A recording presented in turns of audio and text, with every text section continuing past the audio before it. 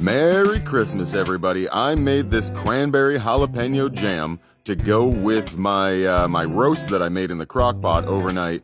And this shit came out great, I'm telling you. I'm not going to tell you how to exactly make this. I mean, it's jam. You put some cranberries in there, some sugar, a touch of water, and literally whatever else you want. Get in the kitchen and learn how to cook, my friends. Experiment with some shit. If it doesn't work out, guess what? Don't do that again. Do something different. You know what I mean? You gotta figure out how to make this shit yourself. Don't be afraid of it. It's just food. Worst case scenario, like I said before, you're gonna fuck it up and then you throw it away and you don't do that ever again, or you tweak it, you do something different, and the outcome is different. You know what I mean? You gotta teach yourself to do this stuff. It's well worth it, my friends, because this stuff came out great. I'm telling you. Worst case scenario, I might have to add a little bit more water. I might want to change my spices, whatever.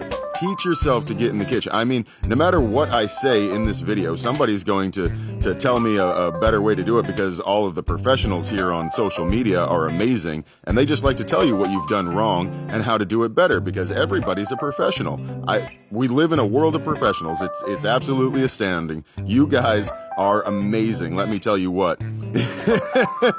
But look at this beautiful sauce, jelly, jam, whatever the fuck you want to call it. I don't care. The point is, I have something delicious to cut through the fatty richness of my roast tonight, and this shit came out great. I love it. If you don't like it, you know what? I don't care.